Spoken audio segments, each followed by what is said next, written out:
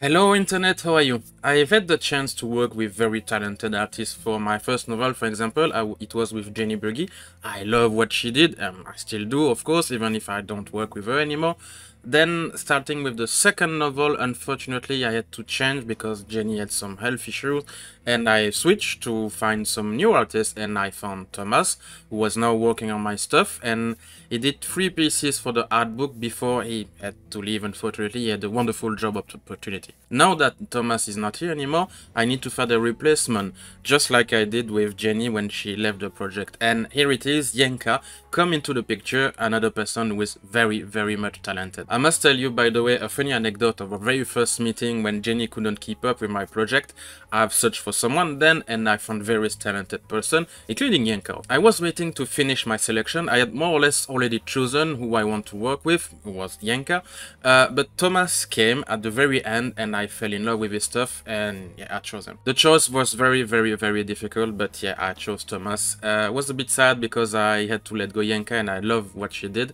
Couldn't hire both, and I advised a friend of mine to check her out, another writer, Darkfoot is a writer named Elfidel, and check out stuff if you, well, at least speak French. It's a funny story really, because when Thomas announced that he left the project, I needed to find a replacement, of course, and a few days after that, I met Yenka at the Geek Convention, just right in the same alley as me, and it was very funny. It was like she was destined to work on my stuff, and I must say that the woman have all of the recommend to do so. We love almost like the same stuff. Warhammer, creepy monster, horrifying stuff, like Guillermo del Toro, Cthulhu, badass character, scene or scenery, screaming with beauty and all, scariest claustrophobic environment, all the good shit. But if I do this video, it's not only to introduce or promote Yenka, or to show off and say, hey, look at me, I'm working with amazing people. Well, yeah, they are amazing, but still, it's more to show and tell, and to say that even if Thomas is not in picture anymore, I will work with someone who is very talented, and Yenka is 100% talented and qualified and everything. I will never settle with second best. Artwork is a very important piece of my work, and they are the visual identity of my universe, my story, my writing, you know.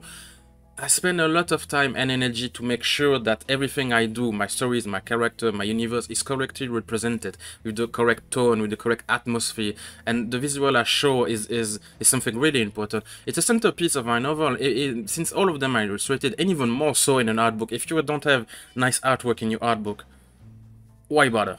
And I'll show you exclusively a few pieces that she already did, I mean Yenka of course, for the Artbook, and tell you a bit about them. First off, to pop the wow factor quite high immediately, here is the Yorbidicus. Probably one of the uglier and terrifying monsters of my universe, and apparently Yenka took a great pleasure working on this. This creature is an amphibian who lives near the water.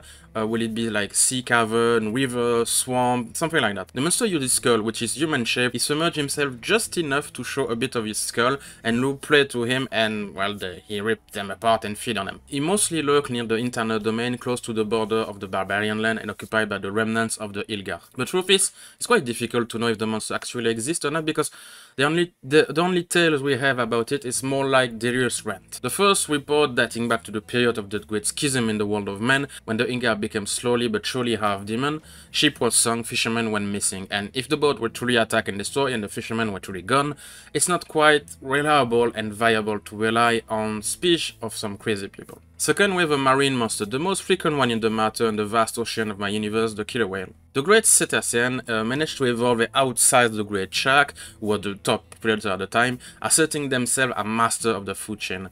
They want everything and everyone they want to, as it is. Before, this wonder of the sea were quite peaceful and fed on small fish or plankton or something like that. They now traded their so particular mouth to a tool worthy of a murderer, a strong and sharp jaw. Not so often used, to be honest, but they mostly just open their mouth and gulp their meal, although in some cases of cannibalism or some predator trespassing, these are more than useful. The killer whale are true plague of sheep, and one of the very few countermeasures the human managed to found to protect themselves from this monster perfectly capable of wrecking an entire ship in a single blow is just to band together in large group to destroy the animal, and when it fails, just shoot the damn thing with a vast quantity of cannonball. yeah, finally a decor just like the tree Tagil that Thomas did. It is what the ocean and the sea depth look like. Because yes, the water are very far from empty of stories to tell and things to talk about, and I sure will one day explore this and talk about it in my book, or at the bare minimum a short story to focus on them, because believe me, plenty of things happen below the surface of the water. Outside of the law of nature, the strong eat the weak, which is very common in every wide area, and God the ocean are a perfect example of that. The sea depths are a breeding ground of all sorts of life forms. There is so many creatures, so many things, sometimes peaceful, sometimes pacifist, and sometimes truly dangerous and ready to eat even their own. It happens sometimes that one of these creatures can find its way through the various rivers that connect the ocean to the mainland. Like one time, a great killer whale who almost succeeded to join the old Ilgar capital city named Jega before she was stuck in shallow water, unable to move or to do anything. The human shot the animal and took it on dry land to chop it off of its own meat. It took almost 2 weeks to finally take everything. These kind of events are rare, but they do occur and prove to everyone that yes, even the water is not safe.